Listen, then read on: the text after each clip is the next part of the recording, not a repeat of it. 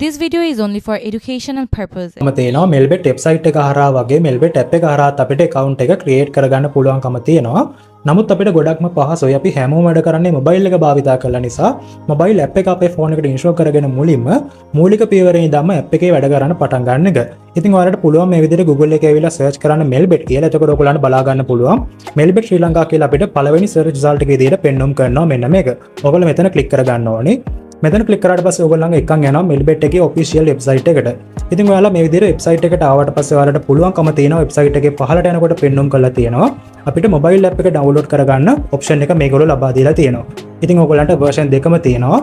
Android නම් Android app එක download කරගන්න පුළුවන්, iOS නම් iOS app එක download කරගෙන ඔයගොල්ලන්ට පුළුවන්කම තියෙනවා. ඉතින් ඔයගොල්ලන්ගේ device එක අනුව අදාළ app එක download කරගෙන ඔයගොල්ලන්ට පුළුවන් මේක install කරගන්න. ඉතින් මම දැනටමත් මගේ ෆෝන් එකට අදාළ app එක install කරගෙන තියෙන්නේ. ඉතින් අපි app එකට ගිහිල්ලා කතා කරමු කොහොමද අපි නිවැරදිව account එකක් create කරගන්නේ කියන එක ගැන. ඉතින් අපිට පුළුවන් මේ විදිහට Melbet application එක අපි mobile එකට install කරගෙන මේ විදිහට open කරගන්න. මේ විදිහට මේ load එකෙන් පස්සේ ඔයාලට පෙන්වුම් කරනවා අපිට ලබා දීලා තියෙනවා login සහ registration කියන button දෙකම මෙයාලා අපිට ලබා දීලා තියෙනවා. මොකද අපි තාම account එකකට තාම login වෙලත් නැහැ. ඒ වගේම account එකක් තාම create කරගෙනත් නැති නිසා. ඉතින් අපිට පුළුවන් මේ විදිහට registration කියන button එක තෝරාගෙන ඉස්සරහට යන්න. මේ විදිහට අපි registration කියන button එක තෝරාගෙන ඉස්සරහට ගියාට පස්සේ අපිට පෙන්වුම් කරලා තියෙනවා in one click කියන ක්‍රමවේදය ලබා දීලා තියෙනවා. ඒ වගේම by phone කියන ක්‍රමවේදය ලබා දීලා තියෙනවා. full form එක අපිට fill කරන්න මෙයාලා අවස්ථාව ලබා දීලා තියෙනවා. නමුත් අපිට ගොඩක්ම පහසු ක්‍රමවේදය තමයි මේ in one click කියන ක්‍රමවේදය තෝරාගෙන ඉස්සරහට ගිහිල්ලා මුලින්ම account එකක් create කරගෙන ඊට පස්සේ ඒ හදාගත්ත account එක අපේ නමට verify කරගන්න එක.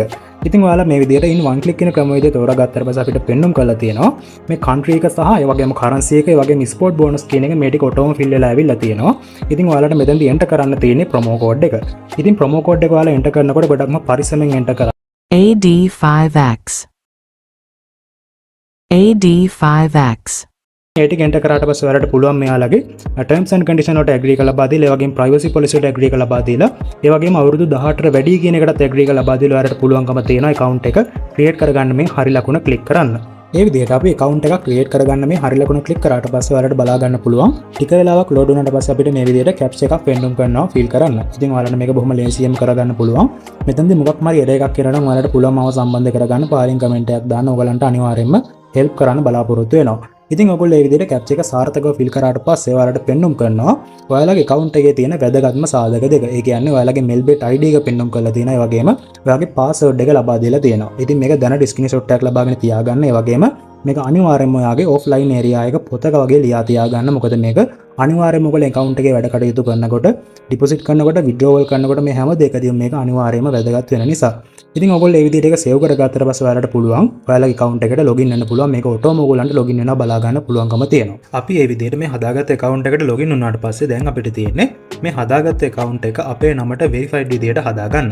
ඉතින් මේක කරන්න නම් ඔයාලට කරන්න තියෙන්නේ මෙතන මේ history වලට එහා පැත්තෙන් තියෙන menu කියන button එක ඔයගොල්ලෝ අන්න එතන click කරගන්න ඕනේ. මෙතන click කරාට පස්සේ ඔයාලට බලා ගන්න පුළුවන් මෙතන අපිට පෙන්වුම් කරලා තියෙනවා අපේ Melbet ID එකත් එක්ක personal profile කියලා පෙන්වුම් කරලා තියෙනවා. ඔයගොල්ලෝ අන්න එතන click කරගන්න ඕනේ.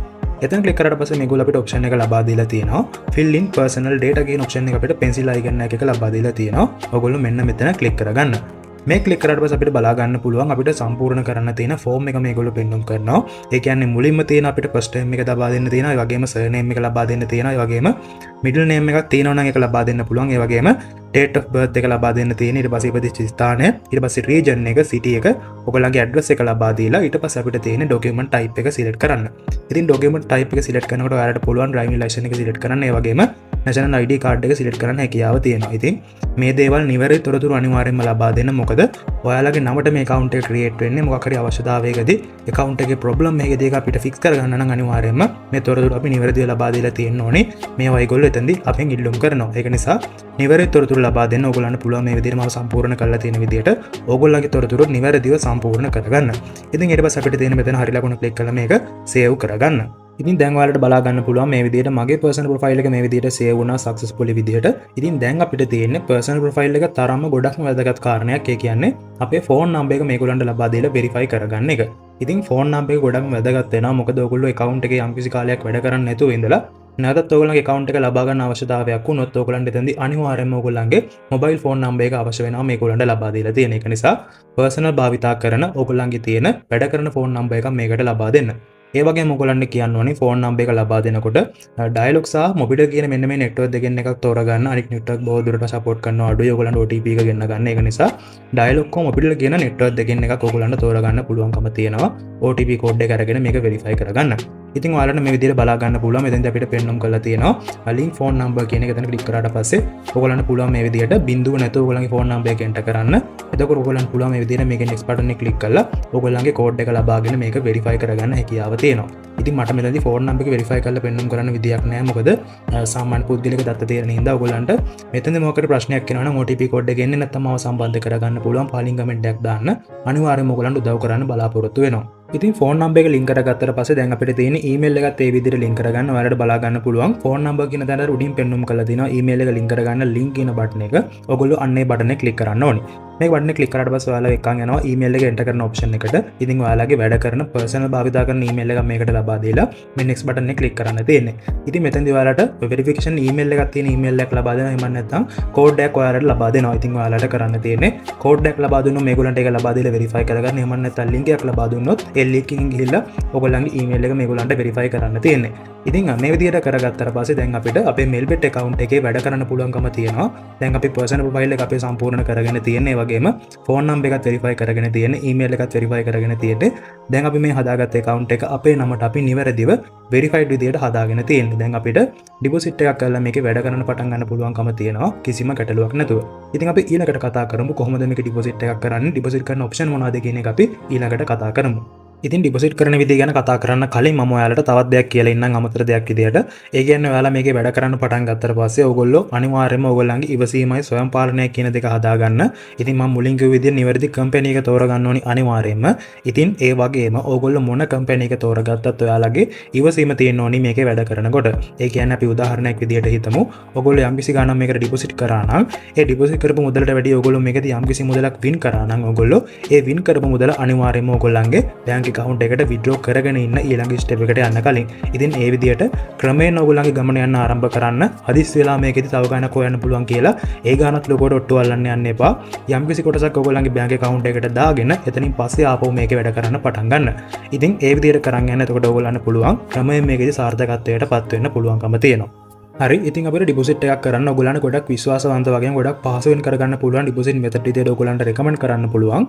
සම්පත් විශ්ව යූස් කරන්න පුළුවන්කම තියෙනවා. ගොඩක් ලේසියෙම ගොඩක් පහසුවෙන් විශ්වාසවන්ත යූස් කරන්න පුළුවන්කම තියෙනවා. මමත් ඒක අර ඩිපොසිට් කරලා තියෙනවා. ඒ වගේම iPay යූස් කරන්න පුළුවන්කම තියෙනවා. EasyCash යූස් කරන්න පුළුවන්. ඒ වගේම UPay යූස් කරන්න හැකියාව තියෙනවා. ඒ වගේම ඔයගොල්ලන්ට කියන්න ඕනේ මෙතනදී ඔයගොල්ලෝ ඩිපොසිට් කරනකොට බැංක් කාඩ් යූස් නොකර ඉන්න කියන එක තමයි මට ඔයගොල්ලන්ට කියන්න තියෙන්නේ. ඔයගොල්ලන්ට මේකෙදී ඔයගොල්ලෝ ඩිපොසිට් කළත් ඩිපොසිට් එක සාර්ථක වුණත් ඔයගොල්ලන්ට ගොඩක් ලොකු ෆී එකක් අය වෙන්න ඉඩ තියෙනවා. එහෙම නැත්නම් ඔයගොල්ලන්ගේ ඩිපොසිට් එක කැන්සල් වෙන්න ඉඩ කඩ තියෙනවා. ඒක නිසා බැංකු කාඩ් ඔයගොල්ලෝ යූස් නොකරන්න කියන එක තමයි මට ඔයගොල්ලන්ට මෙතනදී රෙකමන්ඩ් කරන්න තියෙන්නේ. ඉතින් බැංකු කාඩ් වලට අමතරව ඔයගොල්ලන්ට වෙනත් ඕනෑම ඩිපොසිට් මෙතඩ් එකක් යූස් කරලා ඔයගොල්ලන්ගේ ඩිපොසිට් එක කරගන්න පුළුවන්කම තියෙනවා. ඉතින් මේ වීඩියෝ එකේදී මම ඔයගොල්ලන්ට ඩිපොසිට් කරන විදිය ගැන කතා කරන්න බලාපොරොත්තු වෙන්නේ නැහැ. අනිවාර්යයෙන්ම ඔයගොල්ලන්ට ලයිව් ඩිපොසිට් එකක වීඩියෝ එකක් කරන් යන්න බලාපොරොත්තු වෙනවා. ඉතින් ඩිපොසිට් එකක් කරන විදිය ගැන ඔයගොල්ලන්ට මොකක් හරි ප්‍රශ්නයක් තියෙනවා නම් ඔයගොල්ලෝ යූස් කරන ඩිපොසිට් මෙතඩ් එක අනුව අනිවාර්යෙන් පහලින් කමෙන්ට් එකක් දාන්න ඔයගොල්ලන්ට උදව් කරන්න බලාපොරොත්තු වෙනවා.